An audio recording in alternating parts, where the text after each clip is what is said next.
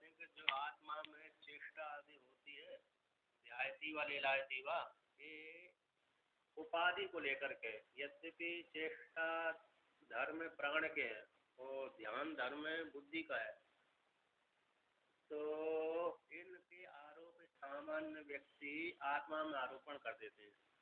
इसलिए ना तो आत्मा ध्यान करती है, ना आत्मा चेष्टा करती है। ध्यायती व लीलायती व इत्यादि के द्वारा वर्णन किया गया है। इसलिए आत्मदृष्टि नित्य रहती है ना, उसमें योग पद भी दृष्टि नहीं होती, एक साथ ज्ञान भी नहीं होते, ना अयोग पद, क्योंकि नित्य रहता है उसमें योग पद अयोग पद कौन दोनों नहीं होते। तो जो ज्ञान आदि हो रहा है तो इंद्रिय और मन के साथ संयोग होने से हो रहा है।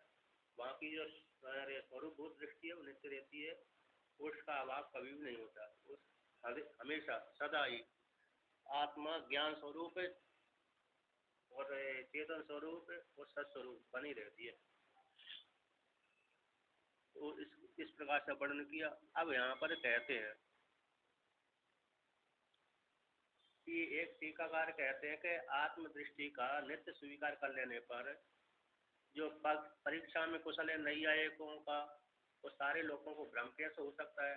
यदि आत्मदृष्टि कैसी नित्य है, तो परीक्षा में कुशल कौन है? नैयायिक, क्योंकि परीक्षा करने में कुशल है नैयायिक, न्याय के द्वारा परीक्षा करते हैं। ये हो सकता है कि नहीं हो सकता, घट में घटत्व धर्म है कि नहीं है, पट में पटत्व धर्म है कि नहीं है। इस प्रकार से न्याय करते हैं अनुमान के माध्यम से, प्रत्यक्ष प्रमाण के माध्यम से, अनुमान प्रमाण के माध्यम से, उपमान के माध्यम से और सारे आगम प्रमाण के माध्यम से वस्तु की सिद्धि करते हैं नैयायिक आदि।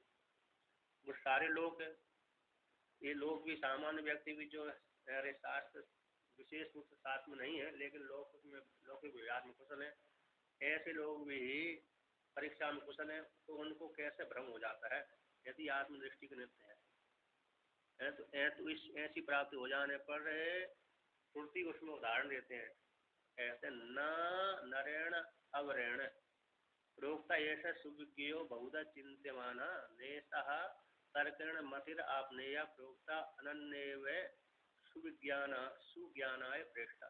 एक कठोपनिषद की श्रुति है। तो यहाँ पर नचिकेता से यमराज जी कहते हैं, हे पूछने वाले शिष्य, यह जो आत्म तत्व है नर के द्वारा, अवर नर के द्वारा न प्रोक्त, यदि अवर नर के द्वारा प्रोक्त हो जाएगा, कहा जाएगा, तो सामान्य जो व्यक्ति के द्वारा, जिसने शास्त्र गुरु परंपरा नहीं पढ़ा, ऐसे के द्वारा प्रोक्त होगा आत्मा, तो कहता है ऐसा आत्मा सुविज्ञ न, सुविज्ञ नहीं हो सकता, नहीं जाना जा सकता। क्यों? क्योंकि वादियों के द्वारा बहुधा चिंत माना, वादी जो नैयायिक हो गए, सांख्य मत वाले हो गए, योग मत वाले हो गए, चारवाक हो गए, बौद्ध हो गए, जैन हो गए, इन वादियों के द्वारा आत्मा में कई प्रकार के धर्मों का आरोप कर दिया। कोई कहता करता है, कोई कहता भोगता है, कोई कहता करता भोगता दोनों नहीं है, कोई कहता आत्मा रहती नहीं है मरने के पश्चात, कोई कहता रहती है। इस प्रकार से आत्मा में कई प्रकार के धर्मों का आरोप कर दिया। तो वादियों के द्वारा बहुत प्रकार से चिंतन किए जाने के कारण है जो आत्मा है सामान्य व्यक्ति के द्वारा कही जाएगी तो सुविज्ञ नहीं होती।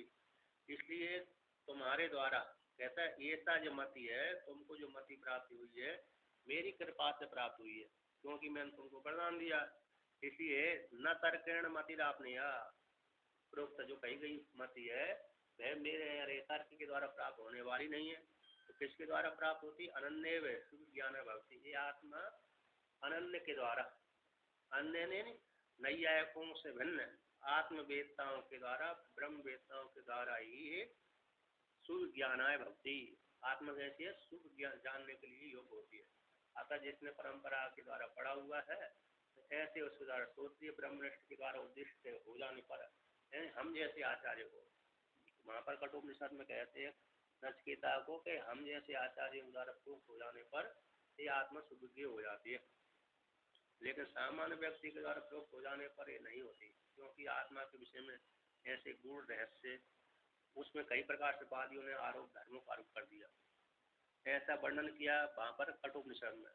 इत्यादि श्रुति से स्वबुद्धि के द्वारा, अपनी बुद्धि के द्वारा जानने की शक न होने से, अशक्यत्व अवगम होने से, कहते संप्रदाय और परंपरा के द्वारा ही ज्ञातव्य होने से, ज्ञातव्य का अवगम हो जाने से, इसलिए उनको तेषाम इन वादियों को नैयायिक है और सामान्य व्यक्तियों के तद रहितत्व, कहते आगम से रहित होने से भ्रम युक्त है, उनमें ब्रह्म नैयायिक आदि में ब्रह्म ठीक ही है, क्योंकि आगम से बाहर है। तो परंपरा के द्वारा उन्होंने नहीं पढ़ा, आत्मा मान लिया, आत्मा सूक्ष्म है और कैसे अणु परिमाण वाली है, विभू भी है और नित्य ज्ञान नित्य, तो ईश्वर मानते हैं नित्य ज्ञान नित्य इच्छा नित्य प्रयत्न, किंतु जीव में अरे कम मानते हैं, नित्य नहीं मानते। और आत्मन के संयोग से ज्ञान होता है, आत्मन का संयोग नहीं हुआ तो ज्ञान नहीं होगा, तो कर्ता भोक्ता मान लेते हैं।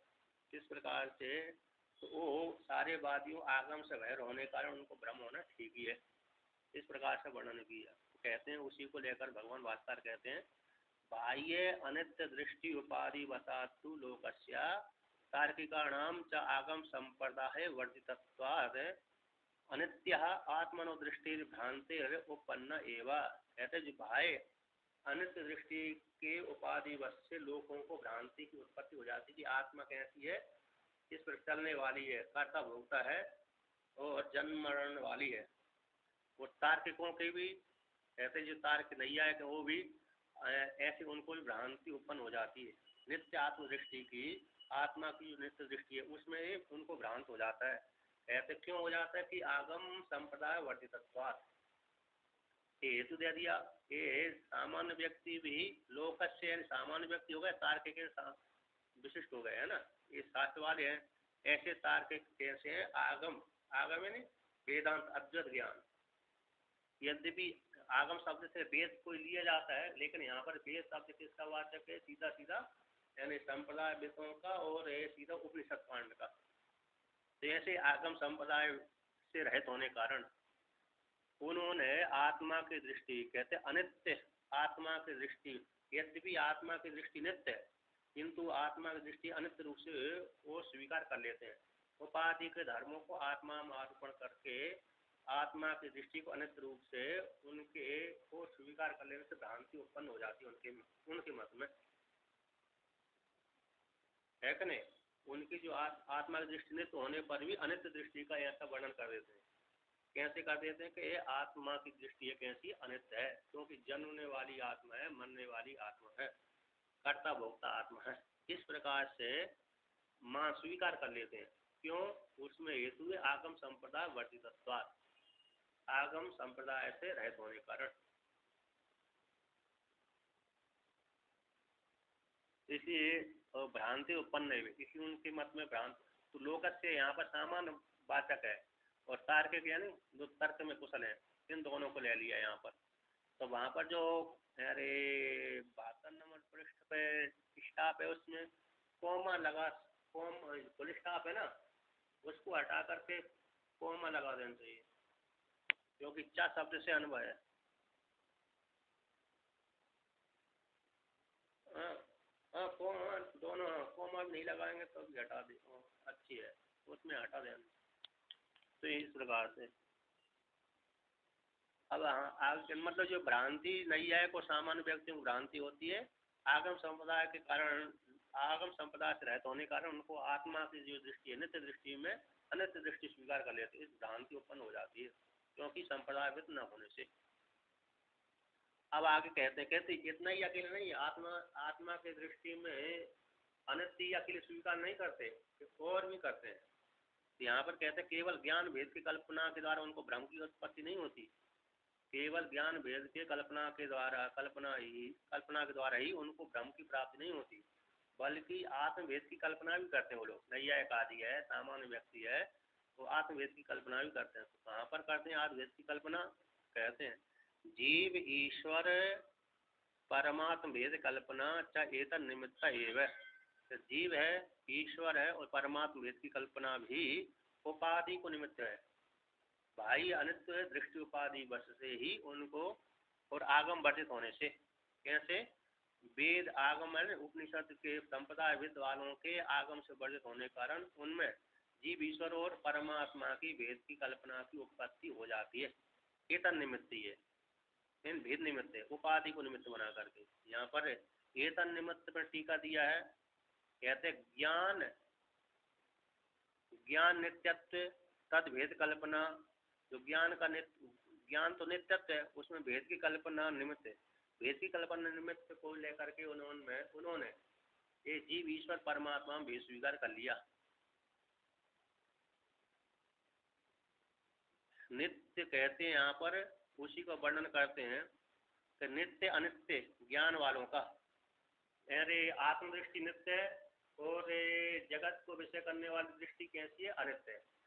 तो नित्य अनित्य, नित्य ज्ञान अनित्य ज्ञान वालों का, ऐसे वालों का जीव ईश्वर विचित्र ज्ञान बताओ। जीव ईश्वर में भिन्न भिन्न भिन्न, विचित्र बोलते भिन्न भिन्न ज्ञान वालों का कहते हैं। और कहते हैं जीवों का, जीव और ईश्वर के जीवों का कहते हैं, और जीवों का परमात्मा का। पहले नित्य नित्य ज्ञान और अनित्य ज्ञान वालों का, फिर जीव ईश्वर दोनों का, ये दोनों षष्ठी षष्ठी है।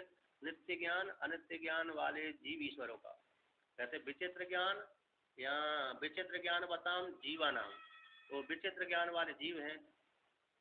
और यहाँ पर नित्य नित्य अनित्य ज्ञान वालों जीव ईश्वर दोनों से ले लिया, क्योंकि नित्य और अनित्य ज्ञान बातों में भी षष्ठी है दो वचन, और जीव ईश्वर में भी षष्ठी दो वचन है इन दोनों का। तो नित्य ज्ञान वाला होगा ईश्वर, अनित्य ज्ञान वाला हो गया जीव। इन दोनों का भेद स्वीकार कर लेते हैं सामान्य व्यक्ति। कहते विचित्र ज्ञान वाले जीव है, और कहते और परमात्मा एक है। ऐसे इस प्रकार से वो भेद स्वीकार कर लेते हैं। कहते ऐसे उसमें नित्य ज्ञान अनित्य ज्ञान वाले जीव ईश्वर का, और विचित्र ज्ञान वाले जीवों का और परमात्मा का एक का न संभवती, इनका ऐक्यत्व न संभवती, ऐसा वो स्वीकार करते हैं। कौन? नैयायिक युक्त्याभास है। कहते युक्ति, उनकी युक्ति न होते भी युक्त्याभास है। जैसे ऐसे फूट में चोर बुद्धि हो जाती है, किंतु फूट में चोर नहीं है, फूटी है, तो फिर भी वो भय के कारण, भ्रांति कारण उसमें चोर बुद्धि कर लेते हैं। जैसे भ्रांति के द्वारा रस्सी में सर्प की कल्पना कर लेते हैं, उसी प्रकार से तो युक्ति ना होकर के युक्तिभास के माध्यम से वह भ्रांत क्या कर लेते हैं, जगत में ऐसे आत्मा में आरोपण कर देते हैं। जो नहीं है वस्तु उसमें आरोपण कर देते हैं, जो है उसको न स्वीकार करके भिन्न रूप से स्वीकार कर लेते हैं। युक्तिभास के द्वारा तैर उनमें भेद कल्पना हो जाती है उन वादियों के द्वारा, किंतु आत्मा में, जीवात्मा में और ईश्वर में कोई भी भेद नहीं है कि नहीं? तो जीव है, ईश्वर है, और परमात्मा में कोई भेद नहीं है, एक ही है। इस प्रकार से जीव जगत ईश्वर में भी नहीं है, योग वशिष्ठ के अनुसार है। और वैसे भी नहीं है, क्योंकि ब्रह्म ही जगत रूप से परिणत हुआ है, उपाधि को लेकर, माया को लेकर। अभिन्न निमित्त उपादान कारण परमात्मा है, ईश्वर है। तो इस प्रकार से जो पहले वर्णन किया था एक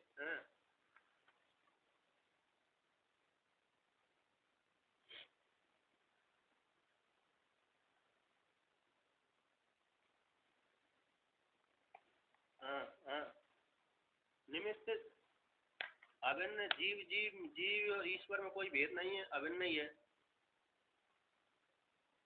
जितने भी जीव देख रहे हैं ना, हाँ, जीव जीव में भेद नहीं है, जीव और ईश्वर में भेद नहीं, जीव और ब्रह्म में भेद नहीं है, इसलिए अभिन्न है। हाँ, एक पहले वर्णन किया था कि आत्मा तीन प्रकार की है, तो उसका समाधान ये हो गया यहाँ पर, है कि नहीं? तो यहाँ पर 63 नंबर पृष्ठ पे आया था कि ननु त्रेया आत्मनो भोक्ता करता संसारी जीव एक है, दूसरा सर्वज्ञ ईश्वर है, तीसरा औपनिषद पुरुष है। ये तीन आत्मा का पहले प्रश्न उठाया था। स्थूल निग्न न्याय, एक स्थूल निग्न न्याय होता है, यानी स्थूल होता है फूटा, फूटे को हला हला करके देखना, मतलब हलाने मतलब है कि पक्का गड़ा है कि नहीं गड़ा। इसलिए आत्मा को स्थूल निग्न न्याय के द्वारा पुष्ट करने के लिए, एक निर्धारण करने के लिए तीन आत्मा का संकल्प उठाया था। तो यहाँ पर आकर के ये सिद्ध हो गया कि नित्य जो आत्मा है एक ही है, जीव ईश्वर और ब्रह्म में कोई भेद नहीं है, बल्कि उपाधि को लेकर के नैयायिक आदि स्वीकार कर लेते, भ्रांति को निमित्त बना करके, है ना? भ्रांति नहीं है तो जीव ईश्वर और परमात्मा में भेद की कल्पना नहीं हो सकती। भ्रांति निमित्त है ना, ये तन निमित्त का अर्थ भ्रांति निमित्त, भ्रांति निमित्त नहीं है तो ये कल्पना नहीं होती। तो अब उसी प्रकार से आगे कहते हैं तथा तथा अस्ति, उसी प्रकार से अब वादियों ने जो अब जितने भी वादी हैं आस्तिक और नास्तिकवादी, वो भी इस प्रकार से यहाँ पर आत्मा में कल्पना स्वीकार कर लेते हैं। कहते हैं अभी तो जीव ईश्वर कहते हैं एक तद अनादि कहलाते हैं, जीव ईश विशुद्ध चित तथा जीव ईश्वर विदा अविद्या तत्चतुर योग तदात्मा का मनोदया, ये अनादि कहलाते हैं। जीव है ईश्वर विशुद्ध चेतन और जीव ईश्वर का भेद और अविद्या और परमात्मा का भेद और मतलब संबंध है। तो इस प्रकार से तद अनादि कहलाते हैं। अब कठोपनिषद में एक आया था कि मरने के पश्चात आत्मा रहती नहीं रहती, अस्थि नास्ति इत्यादि। कोई कहता है मरने के पश्चात आत्मा रहती है, कोई कहता है मरने के पश्चात आत्मा नहीं रहती। तो यहाँ पर भी उसी को लेकर कहते हैं तथा उसी प्रकार से अस्थि नास्ति इत्यादि इत्यादयश्च यावन्तो बांग मनुष्योर भेदः यत्र एकं भवन्ति तद विषयः नित्यः दृष्टिर् निर्विशेषाया। कहते हैं तथा उसी प्रकार अस्थि आस्तिक मत वाले कहते हैं आत्मा है और नास्तिक मत वाले कहते हैं आत्मा नहीं है। जैसे चार मत बहुतों के चार मत हैं, स्वत्रांतिक व्यवहारिक महात्म योगाचारी है, कहते आत्मा नहीं है, सर्वम शून्यम है ना। और चार वाक्य भी कहते हैं कि मरने के पश्चात आत्मा रहती नहीं है, जो सामने दिख रहा है जीव यही आत्मा है, मर गया तो जीव यही जो स्थूल शरीर है ये मरने के पश्चात पुनः ये पैदा नहीं होगा, दोबारा से नहीं होगा, इसलिए मिट्टी मिल जाएगा तो आत्मा ही मुक्त हो गई कि मरने के पश्चात। इसलिए पुण्य कर्म हाँ एक उसका उनका एक है, कहते यावत जीवित सुखम जीवित यावत जीवम सुखम जीवित ऋणम कृत्वा बस ऋणम कृत्वा व्यर्थम जीवित भस्मीभूत देह से पुनरागमन होता। जब तक जियो सुख पूर्वक जियो। यदि हमारे आपके हम लोगों के पास में धन नहीं है, पड़ोसी से मांग लो, खूब ऐश करो, ऐसे ये शरीर तो नष्ट हो जाएगा, दोबारा के थोड़ी आएगा। यदि ये दोबारा का आता आपको चिंता होती कि भाई हमारे ये शरीर दोबारा का आएगा, इसलिए बचा बचा कर रखो, पुण्य अर्जित करो, ये दोबारा शरीर आने वाला नहीं है जो माता पिता से पैदा हुआ है नया, इसलिए जो उत्पन्न हो जाता है वो नया ही उत्पन्न होता है, इसलिए खूब खाओ पियो ऐश करो। इसलिए चार बापों का मत 75% है पूरे विश्व में, है ना। पूरा जो विश्व है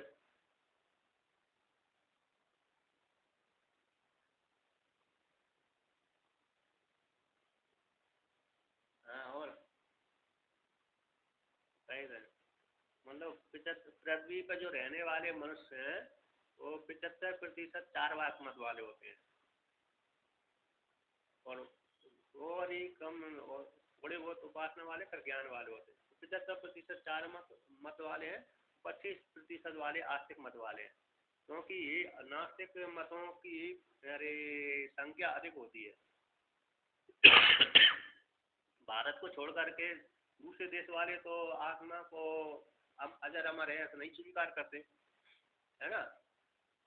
इसलिए जो मिलेक्स हैं, मिलेक्स मतलब जो ईसाई और मुसलमान आदि सारे मिलेक्स होते हैं, यानी हिंदू धर्म से इतर वाले सारे मिलेक्स होते हैं प्राय करके, तो वो स्वीकार नहीं करते। इसलिए और कुछ हिंदू भी जो है नास्तिक मत वाले भी होते हैं, हिंदू भी होते हैं और बहुत सारे हिंदू थे वो भी नास्तिक ही जैन जैन अर्थ वैनास्तिक कहलाते हैं।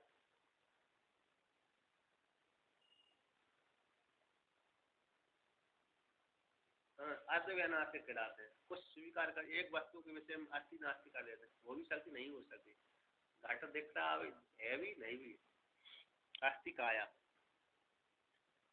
हाँ हाँ क्या द्वार ब्रह्म सूत्र में ही उनको उद्धृत किया जाता है।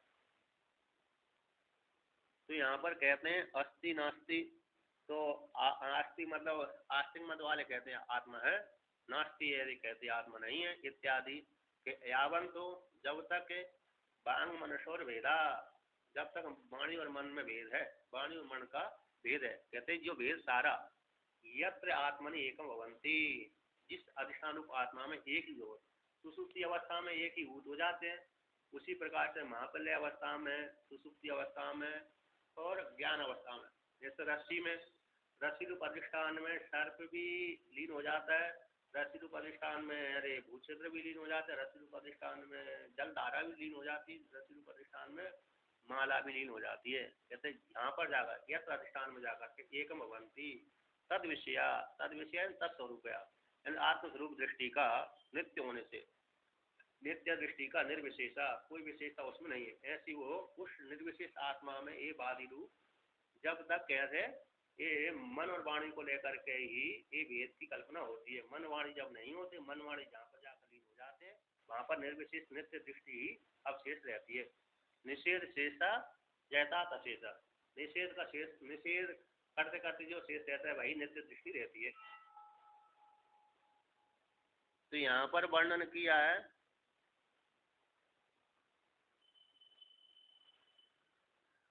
आत्मा के द्वारा ही ज्योति रूप से बैठता है, अयम आत्मा ब्रह्म सर्वानुभूत प्रज्ञान गान इत्यादि श्रुति के द्वारा आत्मा की जो दृष्टि है नित्य स्वरूप है, नित्य नित्य दृष्टि रूप वाला होने से। और आत्मा की सारी प्रजा आत्मा में ही जा करके जितनी प्रजा परमात्मा में एकीभूत हो जाती है। सारी कल्पनाओं का अधिष्ठान कौन? परमात्मा है।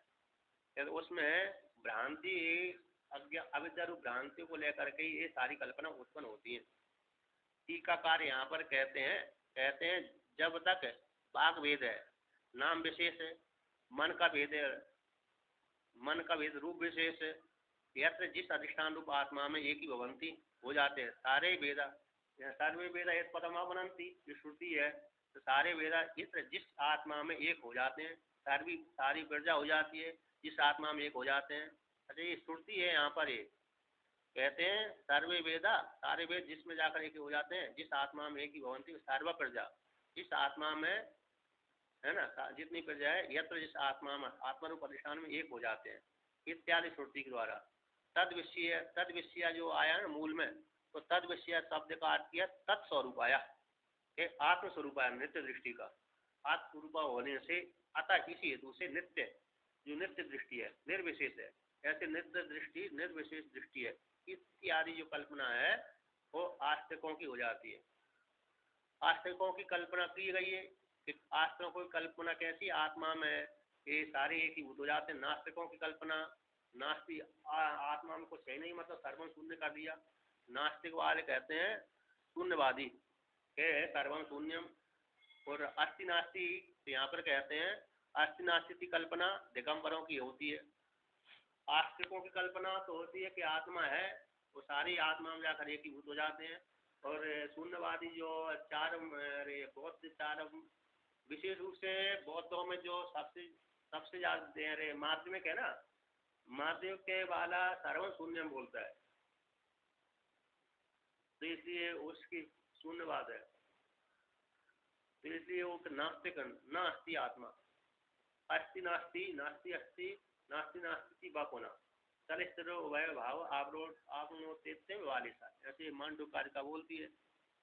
कहते नास्ति जो कल्पना है शून्यवादियों को, अस्ति नास्ति ये कल्पना है दिगंबर ध्यानों की है। दिशा ही अंबर है जिनके, दिशा ही अंबर वस्त्र यानी नग्न रहते हैं, यानी ये यद्यपि नग्न अवस्था अभूत अवस्था थी है ना।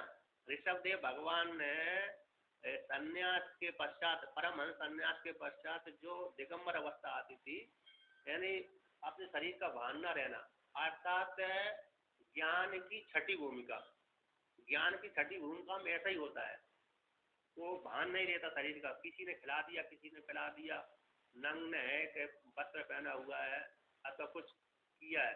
तो ऋषभदेव जी भगवान ने ज्ञान की सात भूमिका को प्रतिपादन किया था जन्म लेकर के, क्योंकि ऋषभदेव भगवान विष्णु का अवतार थे, इसलिए उन्होंने अरे 4 आश्रम तो पहले निर्वाह किए, ब्रह्मचर्य आश्रम में रहे, द्वितीय आश्रम में गृहस्थ हुए, राजा बने, तीसरे आश्रम बांध चले गए, चौथे आश्रम में संन्यास ले लिया।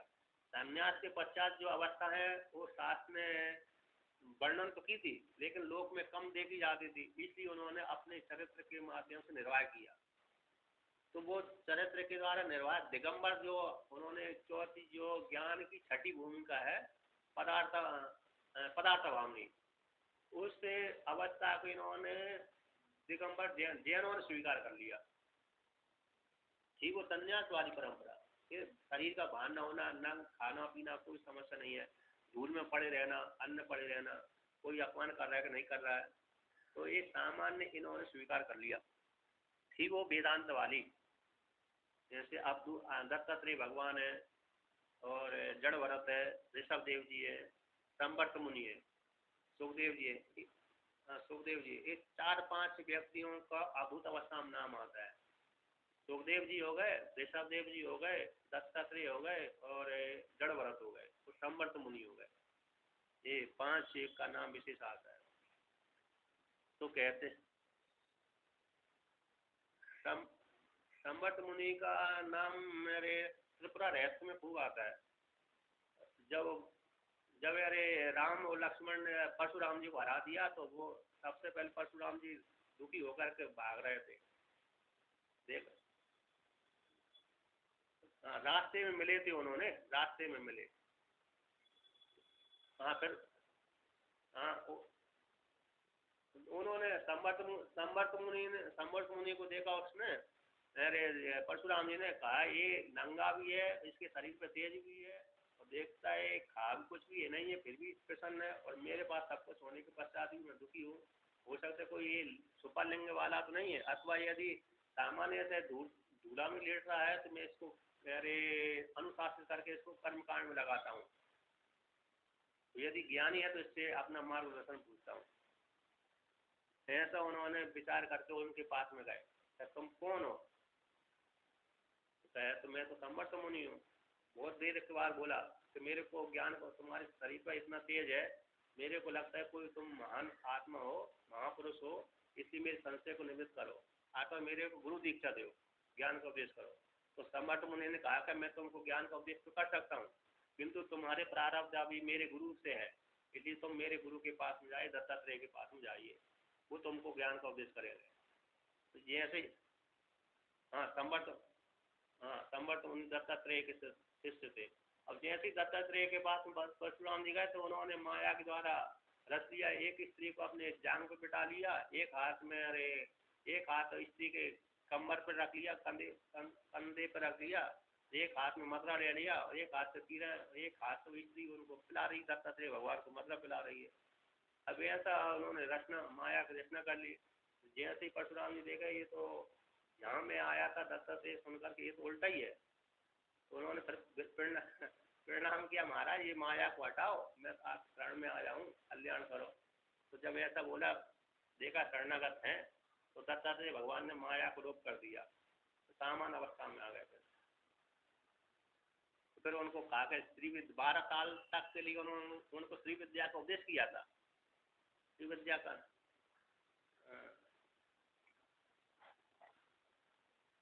फिर बाद में श्री विद्या 12 साल के पश्चात फिर जब आए ना, फिर ज्ञान का उपदेश किया था उन्होंने।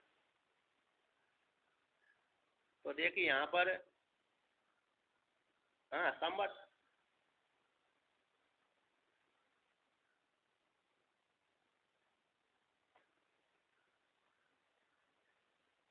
हाँ हाँ, मन के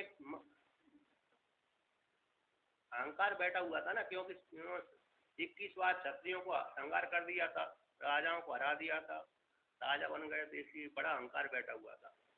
तो बड़ा अहंकार के लिए इन्होंने, राम जी ने उनका अहंकार नष्ट कर दिया, दुखी हो गए।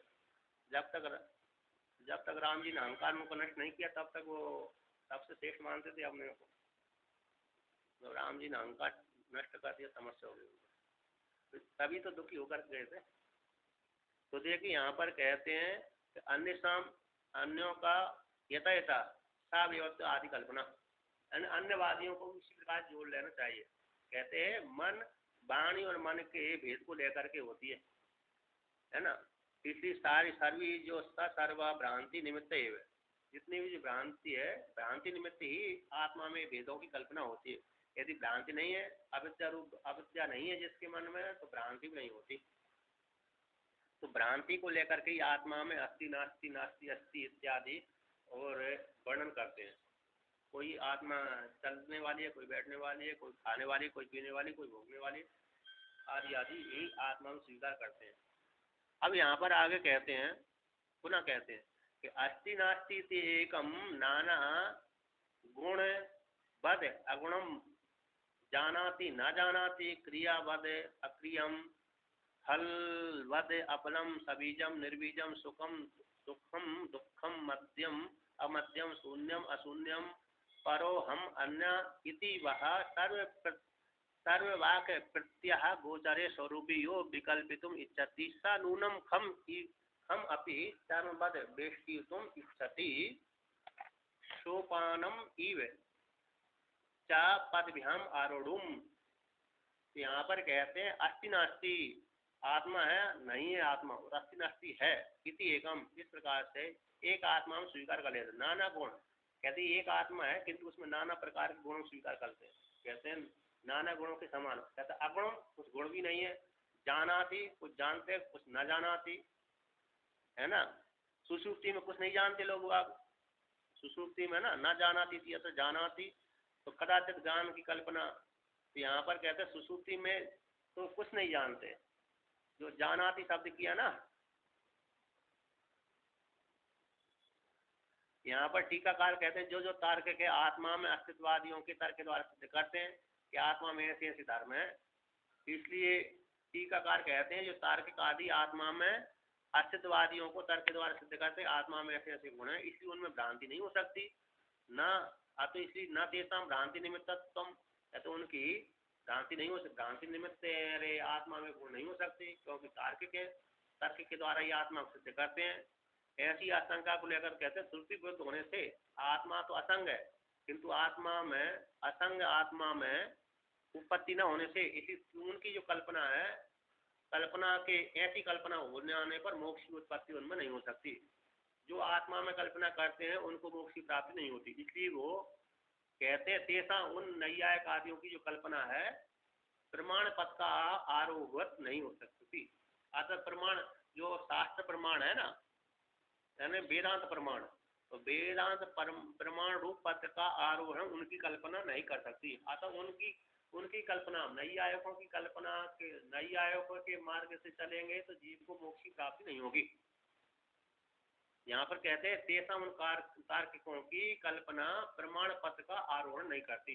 अतः जो व्यक्ति नैयायिकों के मत के अनुसार आत्मा को जानता है, नैयायिक आदि को, तो आदि शब्द से सांख्य मत भी आ गए, अन्य मत वाली वेदांत को छोड़कर सारे आदि मत आ गए। कहते जो उन लोगों के मत के अनुसार आत्मा को जानने की कोशिश करेंगे तो वो सीधा मोक्ष की प्राप्ति उनसे नहीं हो सकती। मोक्ष की प्राप्ति मात्र अद्वैत आत्मा की, मतलब वेदांत के शरण में जाने पर ही, उपनिषदों के शरण में जाने पर ही प्राप्त हो सकता है मोक्ष की प्राप्ति, अन्यों की शरण में जाने से नहीं हो सकती।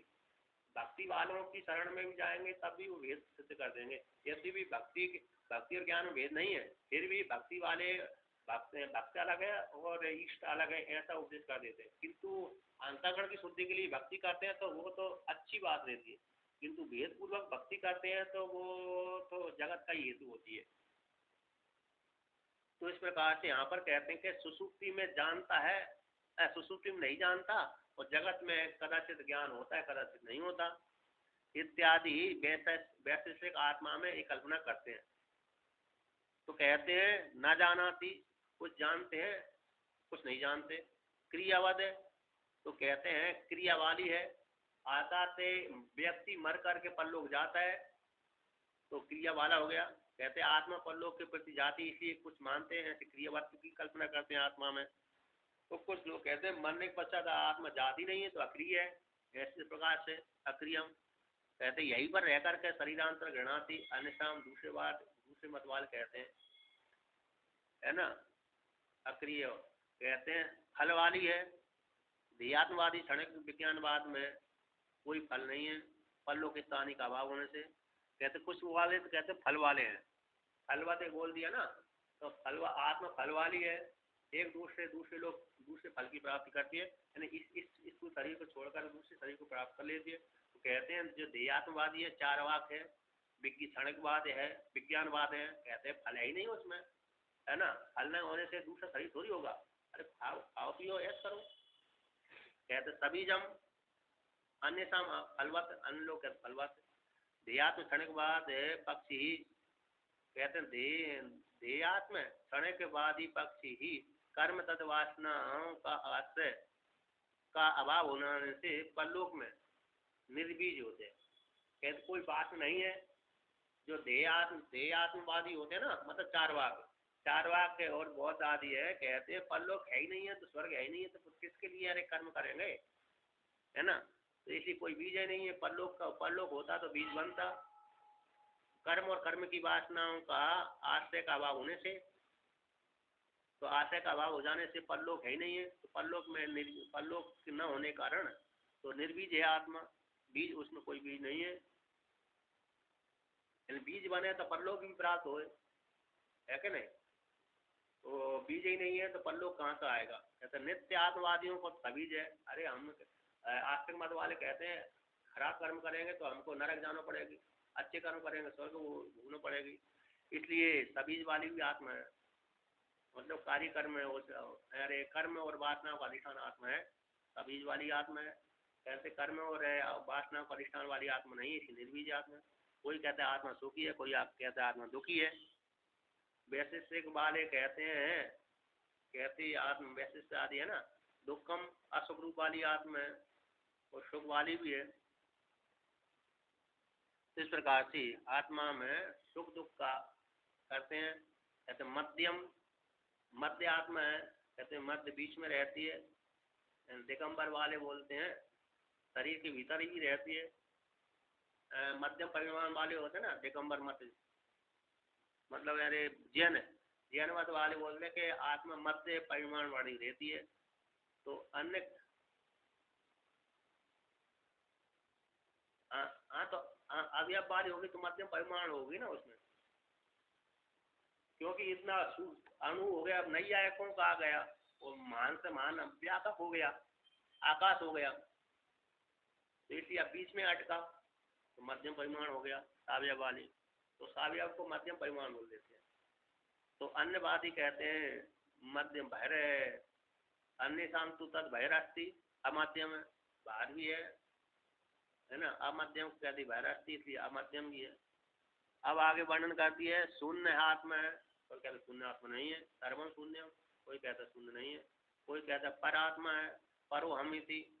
इस प्रकार से मेरे से अन्य कहते हैं मेरे ये आत्मा पर यानी परमात्मा हम में है, मेरे से अन्य कोई दूसरा परमात्मा है, मैं अन्य हूँ और मेरे से भिन्न अलग है, ईश्वर है, मेरे ऊपर शासन करता है। मत परो हम अयम, हम ये आत्मा है मुझसे भिन्न है। इसलिए ऐसी सारी कहते सर्ववाक प्रत्यय गोचरा है ना, सर्ववाक प्रत्यय के अगोचर, यहाँ पर अरे नए समास है, नए तत्व समास है।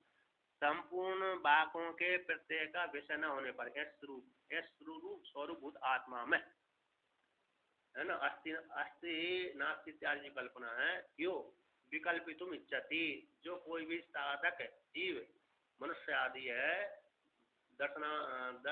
दर्शनार्थी है अथवा मत वाले हैं, ऐसे मत वाले वादी लोग जो कोई भी स्वरूपभूत आत्मा में संपूर्ण वाक्य प्रत्यय का गोचर न होने वाली ऐसे स्वरूपभूत आत्मा में जो कोई भी विकल्प करने की इच्छा करता है, तो सब ऐसा विकल्प करने की इच्छा करने वाला स्वयं है। नूनम निश्चित रूप से मानो वो उदाहरण देते हम यानी आकाश को, आकाशम अपी, हम में आकाशम, आकाश को भी मानो चर्मवत है, चर्म से चर्म के द्वारा, खाल के द्वारा हम अपने शरीर को ढक लेते हैं वस्त्र के द्वारा, उसी प्रकार से आकाश को मानो चर्म से विस्तृत करने की इच्छा कर रहा है, लपेटने की कोशिश कर रहा है।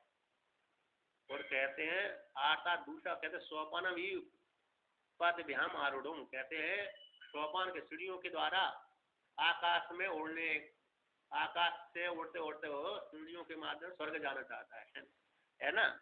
कोई वो लोगों की ख्याति थी कि रावण मरता नहीं तो स्वर्ग में सीढ़ी बना देता, ऐसी लोगों के बीच में कहावत थी। वो कहते वो परमात्मा करके नहीं बना पाया, नहीं स्वर्ग में सीढ़ी बना दी, लोग इसी से स्वर्ग सीढ़ी से चले जाते।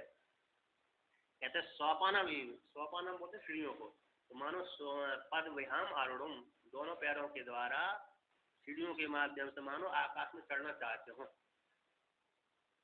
अब आगे कहते हैं यहाँ पर, ये तो दूसरा उदाहरण देते हैं, जले खे चा मीना नाम वैसाम च पदम दिदीक्षते। कहते जल में मछलियों के चरण चिन्हों को खोजने की कोशिश करता है, और आकाश में वैसा यानी पक्षी, आप खे यानी आकाश है, आकाश में वैसा यानी पक्षियों के पैर के चिन्हों की खोजने की इच्छा करता है व्यक्ति। तो जैसे वो निष्फल होते हैं उसी प्रकार आत्मा में इस प्रकार उपाधि स्वीकार करने पर निष्फल हो जाता है, उसको मुक्ति प्राप्ति नहीं होती। तो फिर कहते आत्मा की प्राप्ति होती, कहते नेति नेति आत्मा, ये आत्मा नहीं, आत्मा नहीं है, निषेध मुक्त है। या तो वाचो निवर्तनते, मन वाणी का विषय नहीं है, अल्व्याप्ति उसमें आत्मा में नहीं है। इत्यादि श्रुतियों के द्वारा आत्मा में क्या किया गया, मन वाणी का विषय नहीं है ना। मन और वाणी के भेद आत्मा में नहीं है, उनका विषय न होने से। तो कहते हैं, और दूसरा नासी सूत्र उदाहरण देते हैं इसमें, को वेदा का प्रबोधक कुता जाता कुतः सृष्टि अर्वाग देव अर्थ भी सृजन ना, अर्वाग देव अर्थ भी सृजन। कहते को वेदा कौन है, अध्याय निश्चित रूप साक्षात है, को कौन जान सकता है, जो मन और वाणी का विषय नहीं आत्मा को कौन जान सकता है। कहा यह प्रबोधक, कौन इस आत्मा के विषय में बोल सकता है। असंगो यह पुरुष, ये आत्मा संग है, निर्गुण है, निरवय है और निरवय है, अच्युत है इत्यादि स्वरूप वाली आत्मा है, उसको कौन जान सकता, कौन कह सकता है ना। कुअद्ध, कोयन कौन, साक्षात, अध्ययन साक्षात, वेदन जान सकता है। मन का विषय कौन बना सकता है इसको, है कि नहीं। को प्रबोधक, वाणी का विषय कहते हैं कुअद्ध अद्धा साक्षात को वेदा, मन को श्रष्ट, मन का विषय है नहीं तो कैसे मन का विषय बना सकता है। का यह प्रबोधक है, वाणी का विषय नहीं है तो वाणी का विषय कैसे बना सकती है, तब मन और वाणी का निषेध करती है। ये नाजी सूत्र है, कुअद्ध वेदा का यह प्रबोधक कुता आ जाता कुतः सृष्टि, ऐसा वाक्य है। ये नाजी सूत्र का छठा अथवा सातवां मंत्र है। तो यहाँ पर कहते हैं इस प्रकार से जब मन और वाणी का निषेध कर दिया, तो यहाँ पर है पूर्व पक्षी मतलब प्रश्न करता, फिर आत्मा के विषय पूछता है। तो फिर जब आत्मा मन वाणी के विषय नहीं है तो फिर उसको जाने तो कैसे जाने। जब आपने बोल दिया कि यथोवाच नेति नेति आत्मा नहीं है, यथोवाच निवर्तन से इसके द्वारा निषेध कर दिया, कुआद्वेदा का यह प्रवचन इसके द्वारा निषेध कर दिया, तो आत्मा को जाने तो कैसे जाने। मन वाणी का विषय न होने के कारण, जब मन वाणी का विषय नहीं है तो श्रवण मनन भी संभव नहीं है उसमें, है ना। मन वाणी का विषय होता श्रवण मनन भी हो जाते, और जब मन वाणी का विषय न होने के कारण है श्रवण मनन का भी संभव नहीं आत्मा में, इसलिए फिर आत्मा का वेदन भी नहीं हो सकता। अरे जो जो आत्मा के साधन थे मन और वाणी थे, आत्मा की प्राप्ति के साधन मन वाणी है, वे मन वाणी का विषय नहीं है, तो मन वाणी का विषय न होने श्रवण मनन भी नहीं हो सकते। श्रवण मनन हो तो मन वाणी का विषय ही बन जाए, इसलिए मन श्रवण मनन का विषय न होने के कारण, मन वाणी का विषय न होने का श्रवण मनन उस आत्मा में संभव नहीं है, इसलिए आत्मा का ज्ञान भी संभव नहीं हो सकता। ऐसी प्राप्ति हो जाने पर उस पक्षी के द्वारा शंका की प्राप्ति हो जाने कहते हैं ऐसी बात नहीं है। कथम तरी, किस प्रकार से, तरी तस्य समे आत्मा इति वेदनम ब्रूहि, कैन प्रकारेण तम हम सा मे आत्मा इति विद्याम। कहते कैसे, जब मन वाणी का विषय नहीं तो कैसे उस आत्मा को समे आत्मा इति विद्यात है, ये श्रुति आई है मेरी आत्मा को जाने, किस प्रकार से जाना, ब्रूहि कहो। ये सिद्धांति कैसे जाने उसको, कैन प्रकारेण किस प्रकार से जाना, तम उस आत्मा को हम मैं कैसे जानू, समे आत्मा इति विद्याम किस प्रकार से उसको जानना चाहिए। यदि आपने पहले निषेध कर दिया तो फिर कैसे उसको जाने। तो ऐसी प्रश्न सुन जाने पर पूर्व पक्षी के द्वारा सिद्धांति को द्वारा ऐसे प्रश्न सुन लिए जाने पर सिद्धांति कहता है अत्र आख्यायिकायाम आ सकते, जिसके विषय में हम आख्यायिका देते हैं, है ना। आख्यायिका के माध्यम से समझाते हैं। प्रश्न करने वाले शिष्य अथवा पूर्व पक्षी, देखो हम इस प्रकार से समझाते हैं उसको, इस प्रकार से आत्मा जानने योग्य है। यहाँ पर वर्णन किया मन वाणी का विषय नहीं है तो आत्मा को नहीं जानना चाहिए, तो कहते हैं ऐसी शंका नहीं करनी चाहिए। श्रुति कहती है आत्मा जानने योग्य है, अति संकनीय नहीं है। श्रुति ने वेदन का निषेध नहीं किया, वेदन के उपाय को वर्णन करती है श्रुति। तो किन प्रकार से जानना चाहिए, इस प्रकार से जानना चाहिए, नेति नेति के द्वारा जानना चाहिए, उसको लेकर कहते हैं। यानी सिद्धांत यहाँ पर है आख्याय उपहास पूर्वक उत्तर देता है, आख्यायिका के माध्यम से उपहास पूर्वक ऐसे दे सके। निषेध मुख से ही आत्मा जानी जा सकती है, विधि मुख से जानना कठिन है, निषेध मुख से अच्छा है। तो यहाँ पर कहते हैं कश्चित कल मनुष्यो मुक्तः कैचिद उक्तः कस्मिंश्चिद अपराधे सति त्यक्त्वा नासी मनुष्येति।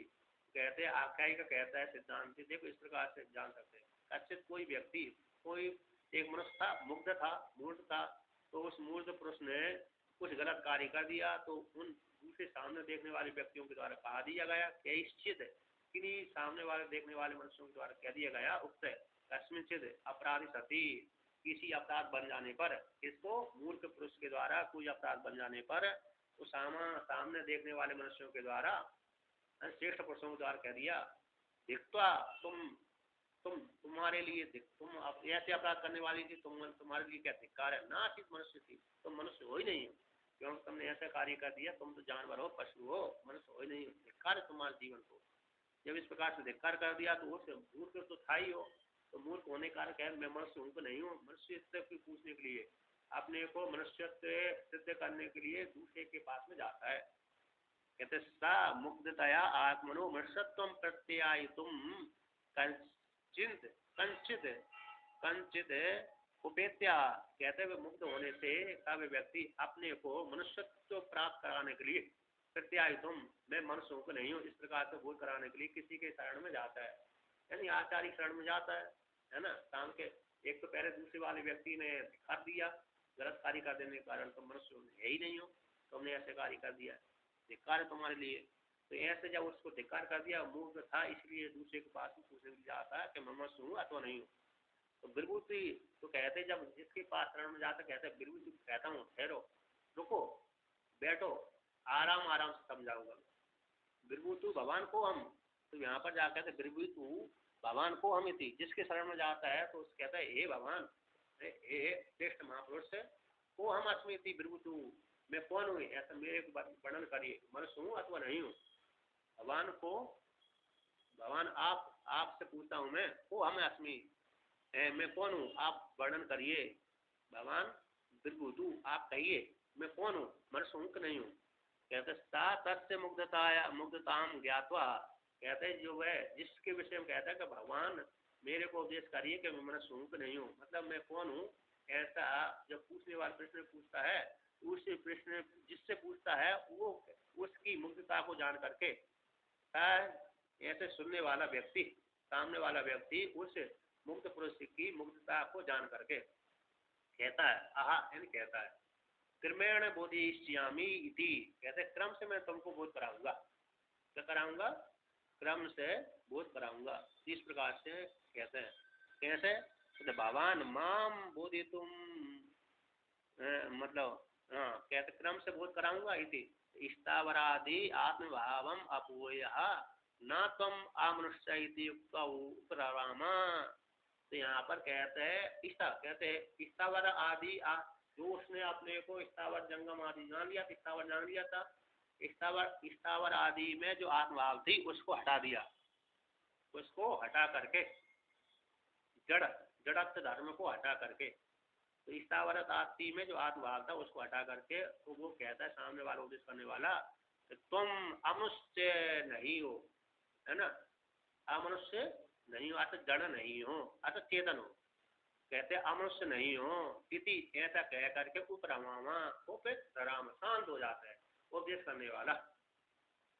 तो ऐसी सुनने के पश्चात तम मुग्धा प्रत्या, ऐसा जो उसकी वाणी सुन करके तम उसके प्रति मुग्ध सा मुग्धा व्यक्ति उसके प्रति कहता है, जिसने कहा कि तुम अमनुष्य नहीं हो, अतः उसने निषेध मुख से वर्णन किया, क्या कह दिया, निषेध मुख से उपदेश किया कि तुम अमनुष्य नहीं हो, आता मनुष्य हो, है ना। दो नए कैसे होते हैं, भाव के बोधक होते हैं, इसलिए तुम मुग्धा ने उसकी वाणी सुनकर के, मूर्ख व्यक्ति ने उसकी वाणी सुनकर कहा भगवान माम बोधि तुम प्रवृत्ता तूषणिम बहुआ किम न बोधयती थी, कहते भगवान आप तो मेरे को मामेन मुझको बोध कराने के लिए प्रवृत्त थे, बोध कराने के लिए प्रवृत्त होने के कारण भी फिर भी तूषणी बहुआ, तूषणी चुप हो गए आप तो किम न बोधयती थी, आप मेरे को बोध क्यों नहीं करा रहे, उद्देश्य क्यों नहीं कर रहे।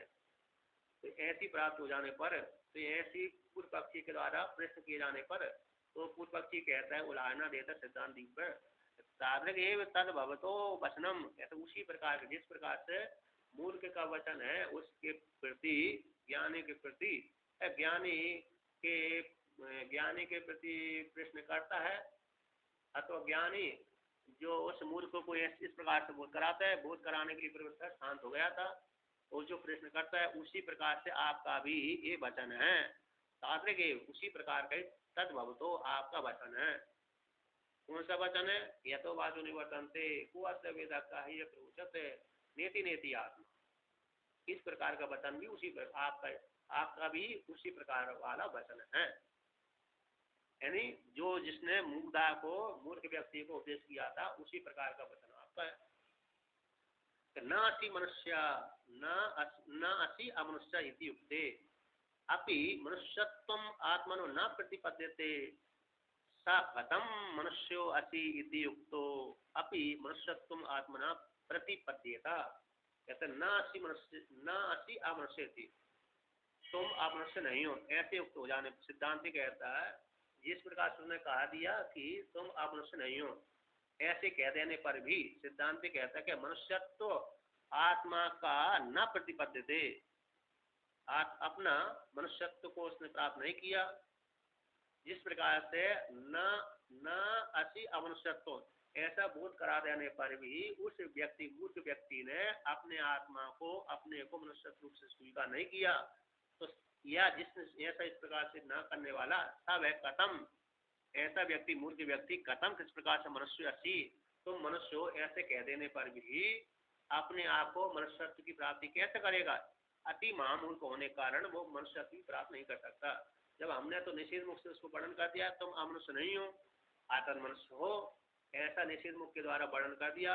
ऐसा निषेध मुख के द्वारा प्रतिपादन कर देने पर भी यदि उसने अपने आप को मनुष्य नहीं जाना, तो वह व्यक्ति को हम वर्णन कर देते तुम मनुष्य हो, तो वो कैसे अपने आप को मनुष्य जानेगा। यहाँ पर टीकाकार कहते हैं निषेध मुख से वर्णन किया कि अप्रोक्ष रूप से प्रतीयमान वस्तु के हो जाने पर भी, विपर्य रूप से गृहित हो जाने पर और विपर्य के निराश करने मात्र में ही यत्न करना चाहिए, ना तो स्वरूप बोध में। तस्य उस स्वरूप का तो स्वयं ही प्रतीत हो रही है। इसलिए यदि निषेध जो उपाधि थी उसको हटा दिया, यदि उपाधि को हटाने के पश्चात भी यदि जानने में समर्थ नहीं है सामान्य व्यक्ति, तो उसको जानना चाहिए कि अति मूर्ख है, इसलिए उपदेश करने के योग्य नहीं है कि नहीं। अति मूर्ख के लिए उपदेश, यदि उपाधि को हटा देने के पश्चात भी यदि नहीं जानता है तो सिद्ध होता है कि अति मूर्ख है, इसलिए उपदेश करने के योग्य नहीं है। ऐसा टीकाकार भगवान कहते हैं। सही है। श्रुति ने क्या वर्णन किया, निषेध मुख से प्रतिपादन किया है, आत्मा को जो बोध कराया है ना। यहाँ पर टीकाकार ने कहा कि भाई विधि मुख से भी बोध करा सकते हैं। कैसे? विधि मुख से भी बोध करा सकते हैं, निषेध मुख से क्यों कराए? कि निषेध मुख से अच्छा ज्ञान होता है ना। निषेध मुख से ही ज्यादातर श्रुति ने बोध कराया है। यद्यपि दो दो दो दो मुख हैं विधि, दो मुख है, विधि मुख और निषेध मुख है, किंतु श्रुति विशेष करके जोर लगा रही निषेध मुख में। कि निषेध मुख से क्या निर्विशेष आत्मा का ज्ञान होता है। विधि मुख से यदि व्यक्ति को निष्ठा नहीं भी बनती है तो निषेध मुख से जल्दी निष्ठा बनती है कि कुछ भी वो आत्मा में नहीं है,